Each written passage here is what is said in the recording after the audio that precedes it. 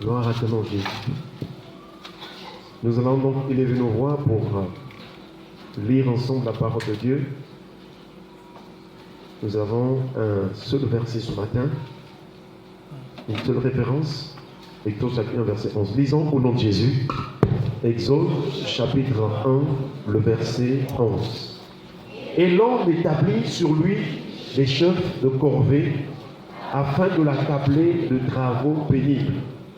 C'est ainsi qu'il bâtit les villes de Python et de Ramsès pour servir de magasin. Amen. Tu peux t'asseoir, que Dieu te bénisse. Alléluia. Nous sommes toujours dans ce merveilleux thème intitulé La puissance de la vérité. Et vous allez remarquer que quelque part nous avons noté en disant la cinquième partie. Nous sommes en train de voir comment la vérité nous a franchi de la servitude. Et nous sommes en train de voir 3 niveaux de servitude. Il y en a peut-être d'autres niveaux. Mais Dieu nous a conduit à citer les 3. Et donc, le premier niveau, c'est ce que nous avons déjà vu, la servitude au niveau des pensées. Le deuxième niveau, c'est la servitude des démons. En tout cas, tout au long de la semaine passée, nous y avons insisté. Et on a cité aussi quelques types d'esprits impurs. Et ce matin, nous continuons avec le troisième niveau. C'est donc la servitude des hommes. La vérité nous a franchi de la servitude des hommes. Et nous avons ce merveilleux passage de Exode chapitre 1, verset 11.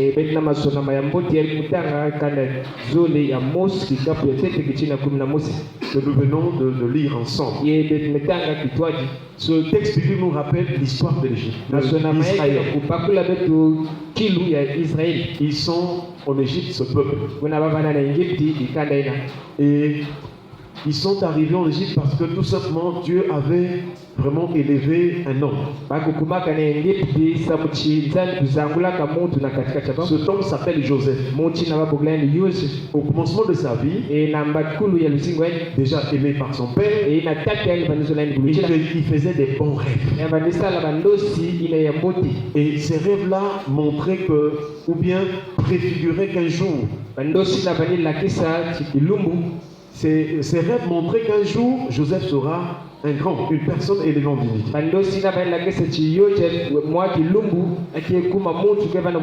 Mais pendant qu'il faisait ces rêves-là, en tout cas, il ne s'entendait pas avec ses grands frères. Parce qu'il avait en quelque sorte plus de privilèges que ses grands frères. Alléluia.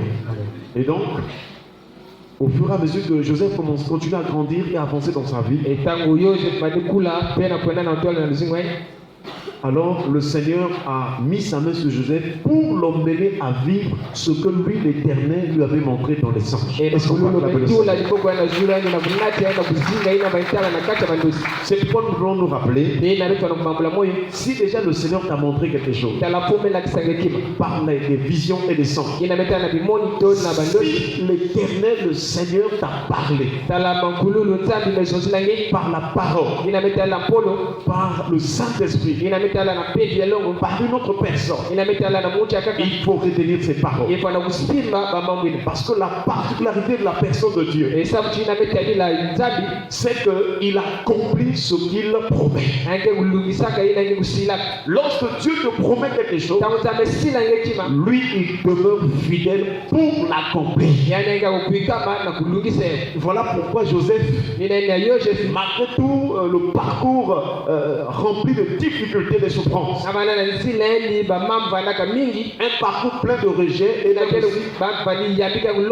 il est arrivé où on pouvait le vendre. Tout Tout cela ne pouvait pas annuler le plan de Dieu. Quel que soit ce que tu es en train de traverser, mon frère, ma soeur, cela ne peut pas annuler le plan de Dieu dans ta vie. Ce que Dieu dans ta vie s'accomplira certainement. Sois fidèle. Ah oui. Peut-être que tu peux te dire, mais oui, on a prophétisé sur moi, rien ne marche. Dieu est le Dieu de l'alliance. Lorsqu'il te promet, il tient compte des principes de l'alliance. Et il a dit, si tu obéis à la voix de l'Éternel ton Dieu, voici toutes les bénédictions qui seront ton partage. Donc lorsque Dieu te promet et qu'il veut réaliser quelque chose de bon dans ta vie, il attend aussi que tu sois fidèle dans l'obéissance de sa parole et de sa voix. Alléluia. Tant que tu n'obéis pas, tu vas regarder l'accomplissement. C'est vrai qu'il y a quelquefois des grâces que Dieu accorde. Mais Dieu veut que tu vives des grandes choses. Et donc le problème que nous avons, nous les hommes, c'est que nous n'obéissons pas à la parole, à la voix de Dieu. Mais pour que Dieu te bénisse, tu dois impérativement obéir.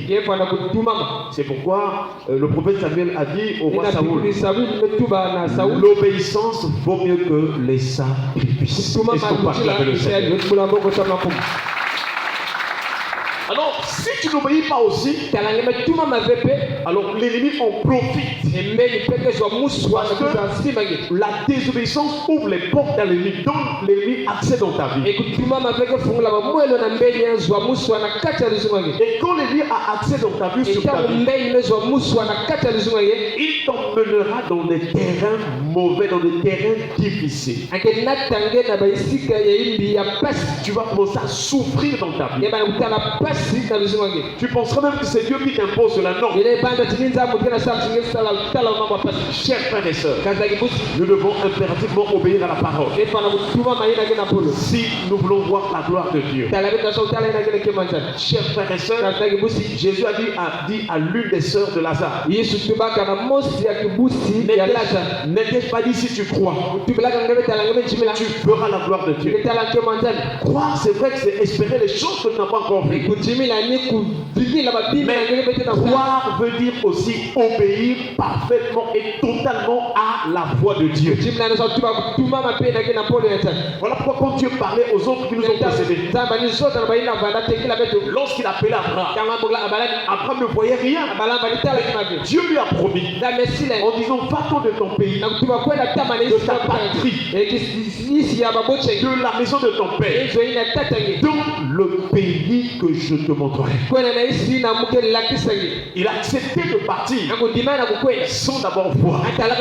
Mais nous comprenons que c'est par la foi qu'il est parti. Est-ce qu'on peut acclamer le Seigneur?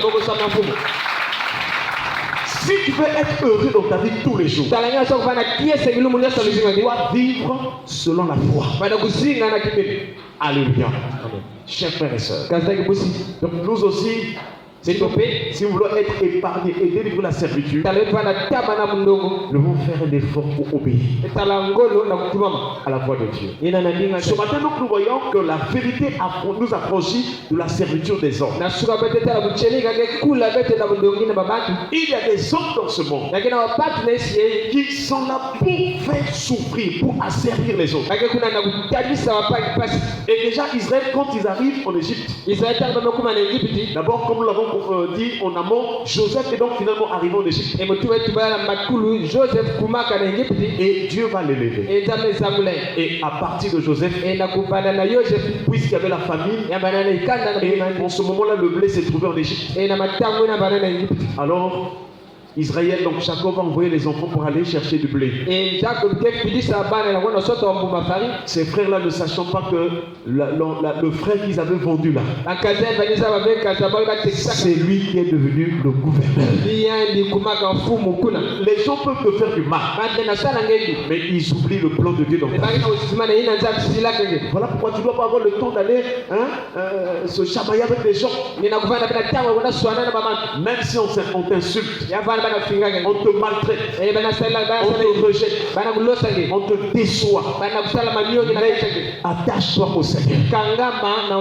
Alléluia. Un jour, les mêmes personnes qui t'ont fait du mal reconnaîtront que c'était le plan de Dieu. Et Joseph a dit à son frère, à ses frères, en tout cas ne craignez rien, parce que je crois que c'est Dieu qui m'avait embelli. Il y a des choses qui t'arrivent. Quoi qu'elles soient difficiles, c'est le plan de Dieu. Est-ce qu'on peut acclamer le Seigneur? Il y a des choses que tu apprends dans les difficultés, dans les souffrances, parce que c'est le plan de Dieu. Et donc, quand Joseph arrive là-bas, Israël a des privilèges. Malheureusement, après Joseph va mourir. Et un autre roi aussi monté au trône. Mais le nouveau roi là, le nouveau souverain là ne connaissait pas Joseph. Il n'avait pas vraiment conscience de ce que Joseph avait fait pour l'Égypte. Il va remarquer que dans son pays, il y avait des étrangers qui étaient en train de prospérer, de croître. C'est l'image de notre vie aussi. Dans ce monde, nous sommes voyageurs et étrangers sur la terre. Alléluia. Les souverains de ce monde peuvent en tout cas nous accabler ou nous faire toutes sortes de souffrances. Faire subir toutes sortes de choses. Mais ne crains rien. Parce que nous sommes citoyens des cieux. Et le Dieu en qui nous avons cru nous gardera, nous protégera, nous donnera la victoire, nous donnera d'avancer. Quoi qu'il y ait vraiment des attaques, toutes sortes de choses. Si tu gardes ta foi en Jésus, tu avanceras, tu prospéreras. Et donc, c'est là où nous arrivons à ce texte que nous venons de lire. Donc le roi a mobilisé son peuple pour maintenant faire subir toutes sortes de souffrances à Israël.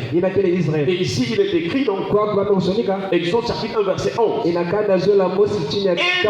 établit sur lui des chefs de corvée. Première stratégie, le roi d'Égypte pour asservir, pour faire souffrir physiquement la vie d'Israël, c'est de placer des chefs de corvée. Et dans la vie aussi, il y a des gens comme ça. Ça peut être au niveau du travail, ça peut être au niveau de la famille. Il y a des gens qui se comportent comme des chefs de corvée.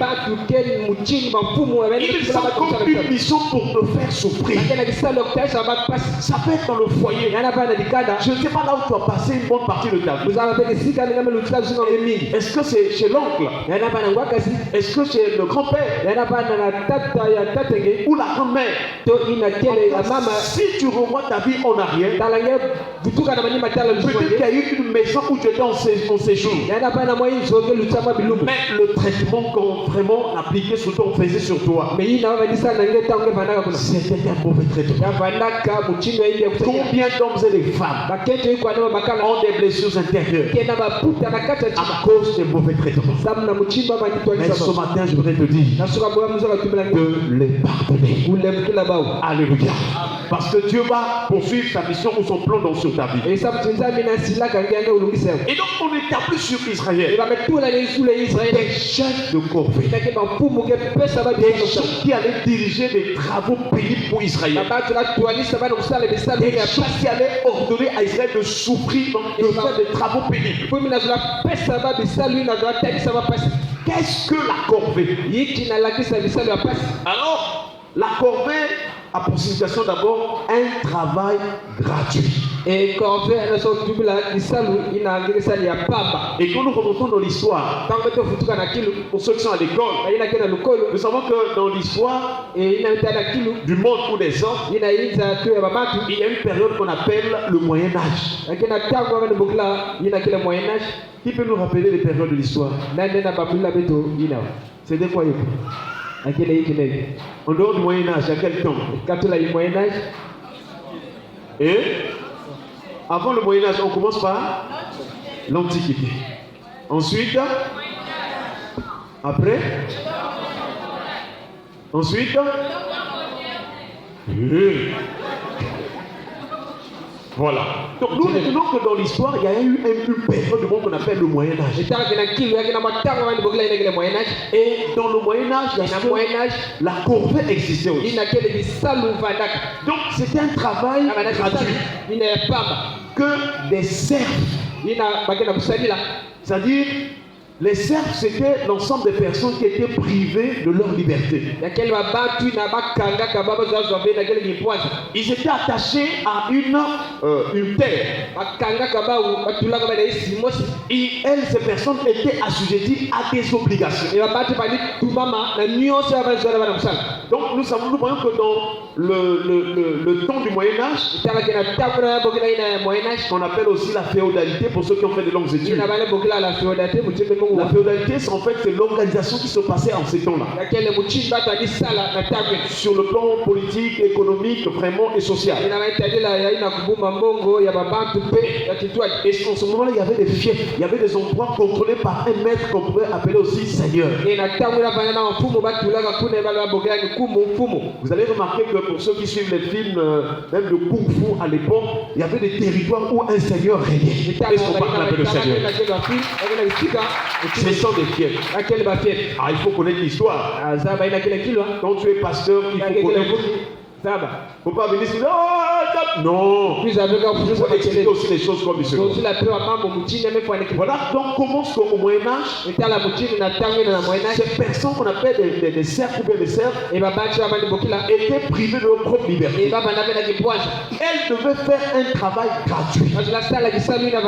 Alors pour nous qui sommes en Jésus-Christ, partant de cet exemple, nous pouvons comprendre que dans nos vies, lorsque tu remarques que tu vas travailler quelque part, on ne te paye jamais, malgré que tu transpires. Donc ça arrive souvent. C'est involontaire. Toi, tu vas travailler pour qu'on te paye. Mais si souvent tu arrives à faire un travail gratuit, tu souffres mais on ne te paye pas. Ça veut dire que l'ennemi a placé devant toi des chefs de corvée. Est-ce qu'on parle avec le Seigneur? Le Seigneur connaît la souffrance de l'homme. Il avait dit que tu mangeras à la sueur de ton front. Lorsque tu as travaillé, tu as souffert, tu as transpiré. En principe, tu dois avoir une rémunération salariale. Parce que tu as travaillé. Mais dans ta vie, lorsque tu remarques que tu fais un travail, c'est comme toujours gratuit. Tu ne reçois rien en retour. Ça veut dire que ta vie est bloquée par des chefs de corvée. Tu fais un travail. Le salaire qu'on te donne, c'est un salaire qui ne répond même pas à un tiers de tes besoins. Ou un quart de tes besoins. Lorsque souvent cela t'arrive, que l'argent qu'on te paye, ça ne peut pas couvrir le mois.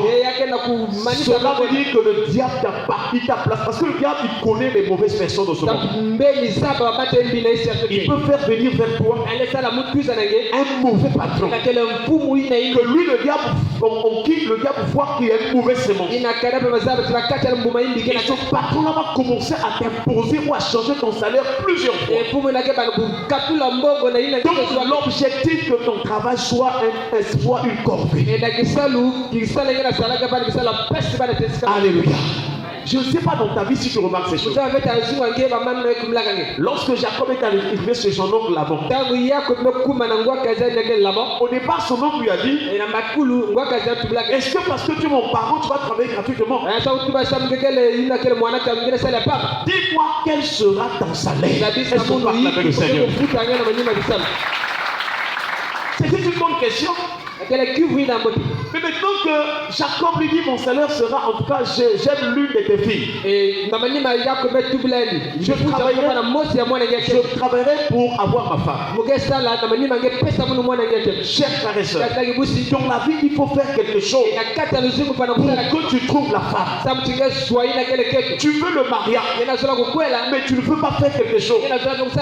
Il faut que tu réfléchisses à quoi tu t'as appelé. Il faut faire quelque chose pour vivre avec une femme. Alléluia. Amen. Alléluia. Amen. Et donc Jacob va commencer à travailler auprès de son oncle. Il a commencé à travailler. Son oncle, au lieu de garder le salaire un peu stable, alors il commençait à changer de salaire. Il diminuait le salaire. Parce que l'oncle ne voulait pas que Jacob puisse quitter là où il travaillait.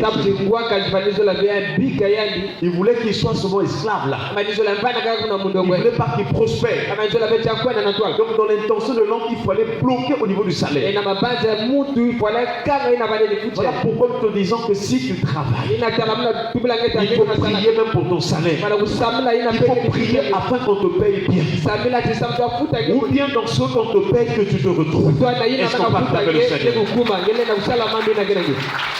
La corvée, donc c'est un travail gratuit. Il y a des gens qui sont même des jeunes tout au long de leur vie. Ils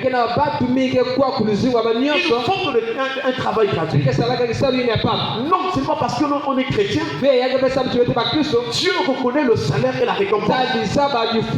Quand tu as travaillé, on doit te payer vraiment comme il se doit.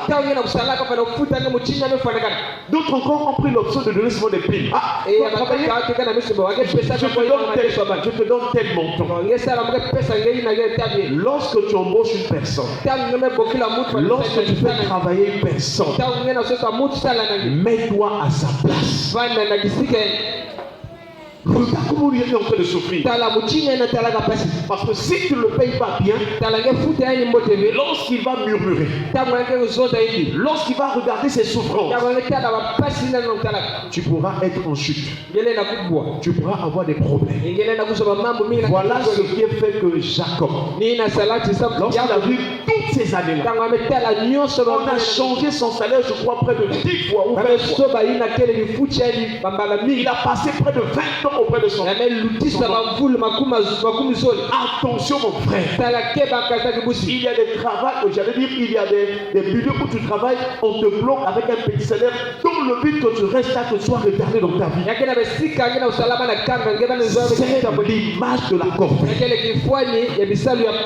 Il faudrait qu'on te paye proportionnellement aussi au volume du travail. Alléluia. Amen. Ne sois plus une personne comme aveugle. Tu dois toujours réclamer tes droits. Parce que beaucoup de parents ont passé leur vie dans la souffrance, dans la pauvreté, même jusqu'à leur mort.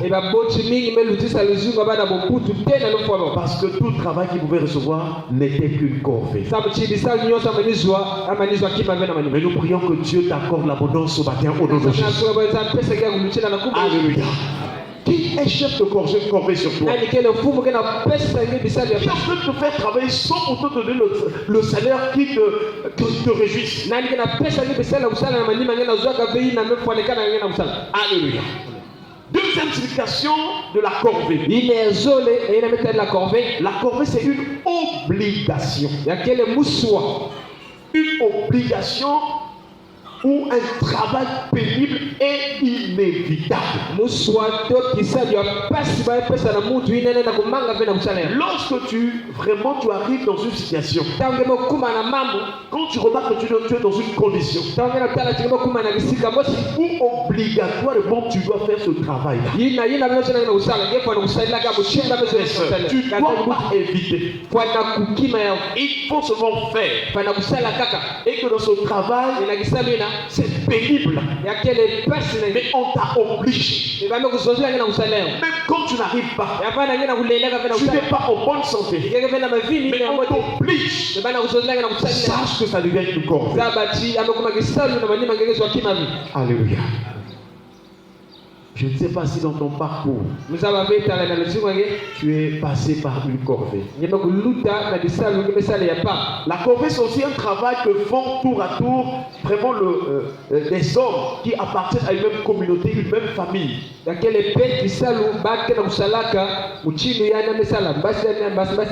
Et pour nous qui sommes en Christ, lorsque tu remarques dans ta vie le même travail de souffrance, le même travail pénible, vous tous les membres de la famille, vous passez par là. Que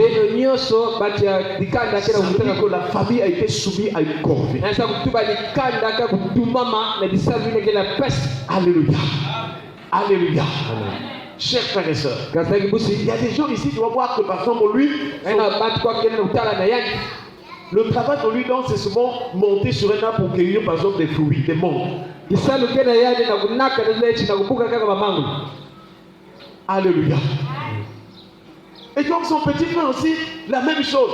Et la famille est reconnue pour accepter un travail pénible. Ah, si tu veux des gens qui montent des arbres, va dans telle famille. Ça veut dire que c'est une famille qui est sous la corvée. Parce que Israël était toute une nation, toute une famille, mais sur laquelle on avait placé des chefs de corvée. Et Israël je sais que les travaux champêtres payent. Les champs, ça paye. Mais ça paye quand c'est pour toi-même aussi. Si tu ne fais que travailler pour les autres, les enfants qui arrivent ici, ils font souvent des travaux. Vous ne travaillez que pour le compte des autres. Ça peut être l'image aussi d'une corvée. Mais notre prière ce matin est que le Seigneur te délivre de toute corvée au nom de Jésus. Donc encore un travail où parfois c'est un problème de distance. Rien que le déplacement. Presque la moitié du salaire est en train de partir. Et tu ne te retrouves pas. J'ai un ami que j'aime, un frère aussi qui prie beaucoup. Il avait un projet de mariage. Quand on a échangé sur ce point, avec sa fiancée, ils ont mis du temps. Ils s'étaient connus dans leur église là où ils prient. Le frère est très engagé. La sœur aussi très engagée. Mais ils se sont aimés, alors comment se marier? Il faut chercher du travail.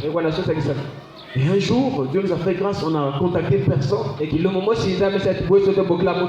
Et voilà que le frère va commencer le travail.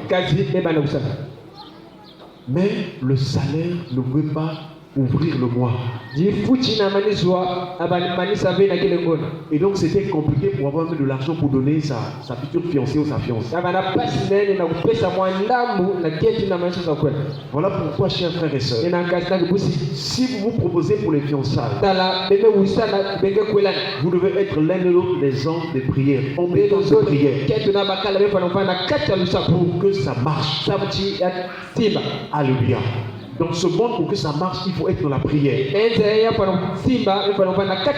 La soeur ou la femme, tu dois soutenir ton mari dans la prière. Le frère ou le mari, tu dois soutenir ta femme ou ta soeur dans la prière. La Bible déclare 2 valent mieux qu'un. Est-ce qu'on parle avec le Seigneur? Et le Seigneur a dit, là où 2 ou 3 sont assemblés en mon nom,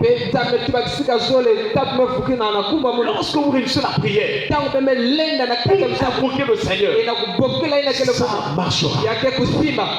Et c'est comme ça que le frère et la sœur ont commencé à prier à partir de ce salaire de 60 000 que le frère gagnait.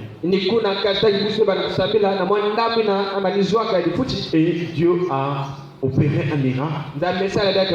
Le frère là a trouvé un autre emploi qui lui a permis d'aller épouser et honorer cette sœur. Est-ce qu'on peut acclamer le Seigneur? Ne reste pas dans les choses que tu trouves qui soit pénible pour toi et qui ne promettent même pas d'avancer un jour. Parce qu'Israël était sous les travaux pénibles. Mais nous allons voir qu'Israël ne doit pas maintenant invoquer le Seigneur. Et nous avons vu dans ce texte, David déclare, et l'on établit sur lui, donc sur Israël, des chefs de corvée afin de l'accabler des travaux pénibles.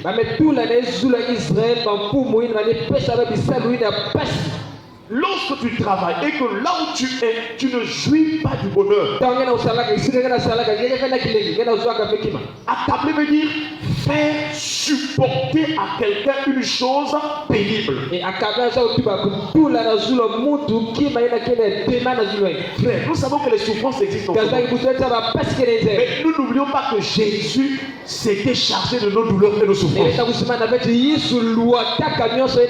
Même s'il y a des combats, même s'il y a je ne sais pas, des attaques, des guerres spirituelles dans ta vie,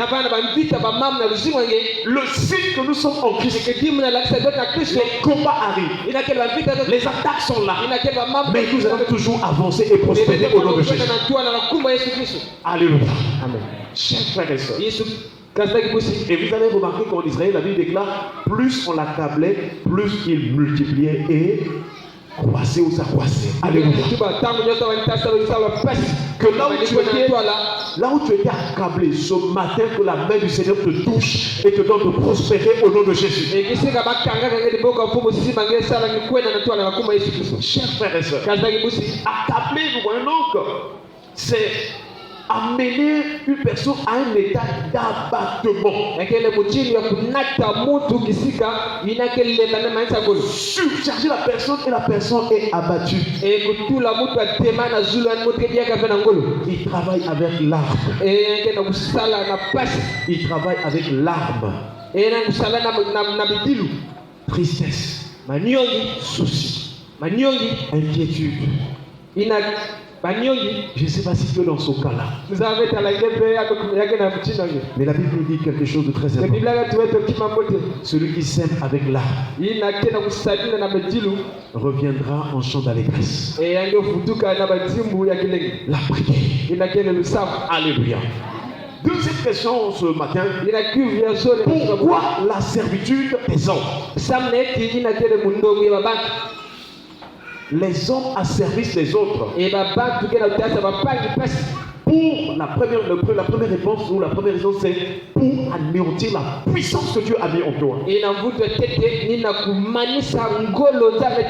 Lorsque quelqu'un te place sous un travail ou sous une corvée, l'objectif c'est d'anéantir la puissance qui est en toi. Parce qu'en chaque homme, en chaque personne, Dieu a placé une puissance. La parole de Dieu est remplie de la puissance. Il a dit à l'homme, soyez féconds. L'homme et la femme, soyez féconds. Assujettissez. S'il n'a pas la puissance, tu ne peux pas assujetter. S'il n'a pas la puissance, tu ne peux pas dominer, tu ne peux pas régner. Donc même naturellement, quand Dieu nous a créés, il nous a donné le pouvoir. Mais donc l'ennemi emploie des moyens pour qu'on détruise ce pouvoir qui est en toi. Et en ce moment, la puissance va commencer à s'affaiblir. Et tu deviens comme esclave des autres. Voilà pourquoi vous allez voir que Balak créait Israël parce qu'Israël était puissant. Balak était le roi de Moab. Mais ils avaient entendu comment ce que Dieu avait fait passer Israël de la mer. Et il est allé consulter donc le féticheur ou le devin Balaam. Et il a dit à Balaam, si tu peux maudire ce peuple, nous devenons plus puissants que lui. Donc dans ce monde, il y a un combat de puissance. J'aimerais te dire, mon frère, ma soeur, il y a la puissance de Dieu en toi. Ne laisse pas que cette puissance s'affaiblisse. Voilà pourquoi tu dois veiller et prier. Alléluia. La première réponse, donc, pourquoi la servitude des hommes, c'est pour anéantir la puissance. Au verset 9 du chapitre 1 de Exode, il est écrit, il dit à son peuple, ça c'est Pharaon qui dit à son peuple, voilà les enfants d'Israël qui forment un peuple plus nombreux et plus puissant que nous. Alléluia. Alors, lorsqu'on te fait subir des travaux pénibles, l'objectif c'est d'anéantir la puissance que tu en toi pour que tu sois toujours asservi. Voilà pourquoi Jésus est venu pour nous délivrer de cette servitude. Et avant de repartir au Père, il ne nous a pas abandonnés orphelins, mais il nous a donné son Saint-Esprit. Et son partage le Seigneur. Le but du Saint-Esprit, c'est de tromper. Chaque fois que tu commences à devenir faible, lorsque tu rentres dans la prière, le Saint-Esprit te remplit de puissance. Et Jésus a dit à ses disciples, il a dit aux disciples, mais pour recevoir une puissance, est-ce qu'on va acclamer le Seigneur? Le Saint-Esprit survenant sur vous, et vous serez mes témoins. Même Jésus qui est Dieu, dans son humanité, avant d'aller faire les miracles, il rentre dans la prière, il était revenu de la puissance. Pour que tu t'en sortes de tout travaux pénible, tu as un salaire mais tu n'arrives pas à t'en sortir. Tu es bourré des dettes, bourré des problèmes. C'est comme si tu ne travailles pas. Il y a une corvée contre toi. Ce matin, tu dois invoquer le Saint-Esprit afin qu'il te remplisse de la puissance pour que tu puisses retrouver ton niveau, retrouver ta place, ta position. Alléluia. Amen. Toi, tu dois être toujours en haut et tu dois être en bas. Tu dois être la tête et tu dois être la queue. Alléluia. Amen. Et Jérémie a dit, l'Éternel m'a établi sur les nations et sur les royaumes. Parce que si l'Éternel l'avait placé sous, ça serait compliqué. Mais Dieu avait établi Jérémie sur les nations et sur les royaumes. Est-ce qu'on parle avec le Seigneur? Et quand on est sûr, on peut facilement agir. Il dit que afin que tu arraches et que tu abattes, afin que tu ruines et que tu détruises, afin que tu bâtisses et que tu plantes. Si tu n'es pas au-dessus, il te serait difficile de bâtir et de planter. Mon frère, ma soeur, qu'est-ce qui se passe dans ta vie? Pourquoi ça ne marche pas? Pourquoi tant de maladies? Pourquoi tant de régression? Pourquoi ce retard dans la vie? Ceux qui ont fréquenté avec toi sont suffisamment avancés. Pourquoi ça ne marche pas? Il y a peut-être un chef de corvée qui t'empêche d'avancer. Que ce soit un homme ou une femme qui t'empêche d'avancer, qui t'a soumis à une dure servitude. Ce matin, dans le nom de Jésus, la puissance de Dieu est en train de terrasser, est en train de renverser, est en train d'anéantir tout chef de corvée au nom de Dieu. Chers frères et sœurs, une autre raison de la servitude des hommes, c'est pour empêcher la croissance. Dieu veut que nous puissions, des choses que nous faisons puisse grandir sa croissance. Ce n'est pas bien de rester sur un même point pendant des années et des années, que ce soit en ce qui concerne la vie sociale ou la vie spirituelle. Rien ne bouge, tu es sur place, tu tournes en rond, il n'y a pas d'avancement. Ce n'est pas bien, cher frère. Lorsque Dieu a parlé au prophète Ézéchiel, il a vu une vallée où il y avait des ossements desséchés. Ces os étaient secs. Là où c'est sec et desséché, c'est l'image aussi de la mort. Il n'y a point de vie. Mais Dieu n'a pas laissé cette condition-là. Il a dit prophétise. Est-ce qu'on peut acclamer le Seigneur? Prophétise. La prophétie par excellence, c'est aussi l'image de la puissance de la parole de Dieu. Si tu veux que ta vie soit en mouvement, si tu veux que ta vie change, ton cœur doit être imprégné, imbibé et rempli de la parole de Dieu. Il n'y a pas un remède. Il n'y a pas une épée. Il n'y a pas une puissance plus que la parole. Dieu a fait toutes choses par la parole. Si tu es rempli et revêtu de la puissance de la parole, cette parole va te sanctifier. Cette parole va te guérir. Cette parole va amener à l'existence ce que tu n'avais jamais vu dans ta vie. Chers frères et sœurs, c'est possible que ça change. Voilà pourquoi l'ennemi veut te regarder. Et ils se sont dit entre eux là-bas, au verset 10 de Exode chapitre 1.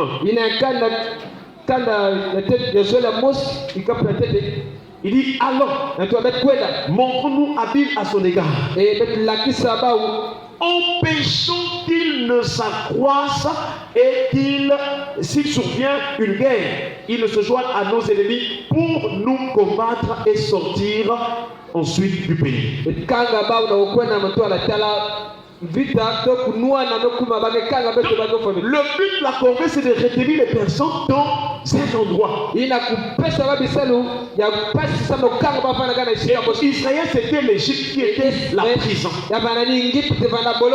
La Bible appelle aussi l'Égypte la maison de servitude.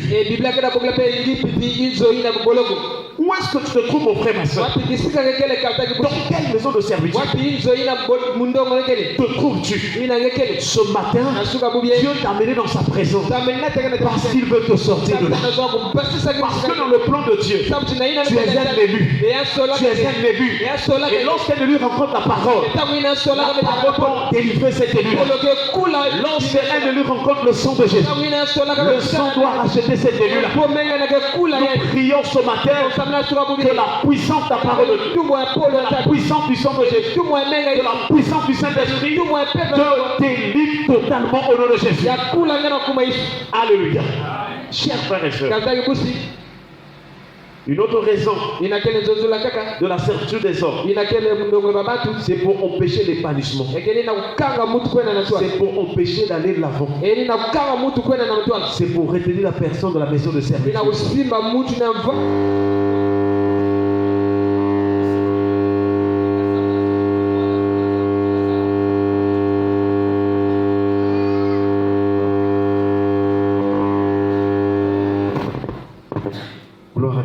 Que la puissance de Dieu intervienne. Et le tout de ça là.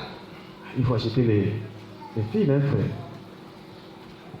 Que la puissance de la parole de Dieu intervienne. Pour que tu sortes de la servitude. Que tout chef de corvée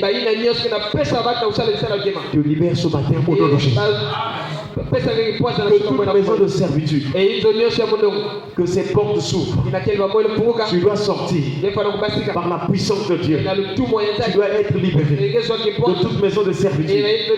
Servitude du célibat, servitude du chômage, servitude de la maladie, servitude du non-épanouissement, servitude en servitude. Que le Seigneur t'en délivre de la servitude familiale. Que le Seigneur te délivre de la servitude des amis. Que le Seigneur te délivre de la servitude de la parcelle où tu te trouves. Que le Seigneur te délivre de toute servitude. Nous déclarons que par le nom de Jésus, tout esprit de servitude te quitte au nom de Jésus. Que toute personne qui t'a retenu de la servitude lâche prise. Pendant que nous écoutons cette parole, moi je crois que la parole de Dieu intervient. Et son parole avec le Seigneur. Que le feu de la parole puisse sortir de la maison de servitude. Une autre question. Que faire face à la servitude? Nous l'avons déjà rappelé. Crier à l'Éternel.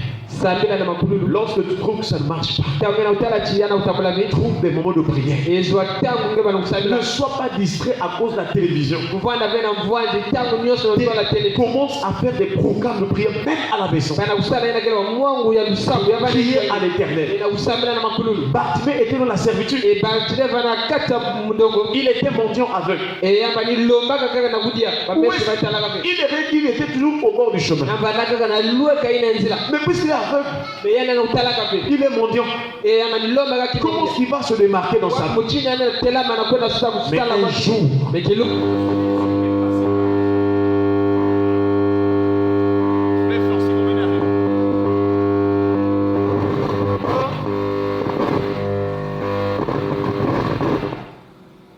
un jour, Jésus est passé par là. Est-ce qu'on parle avec le Seigneur? J'allais dire des démons. Ah, est-ce que c'est des démons vraiment? C'est seulement la fiche. Parce qu'il y a des églises aussi. Quand tu dis, ah, ce sont des démons, c'est le nom. Il faut que je dise les nouvelles filles. Alléluia. Il faut crier. Lorsque Bartimée a entendu que c'était Jésus de Nazareth,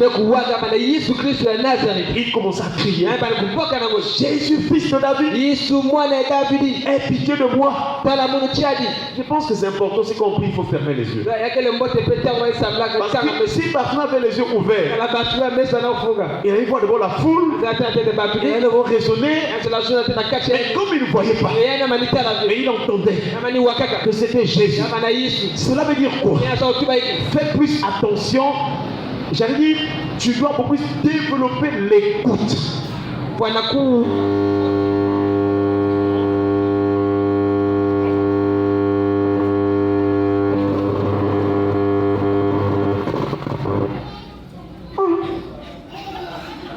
Ça, c'est maintenant le démon. Je te chasse au nom de Jésus.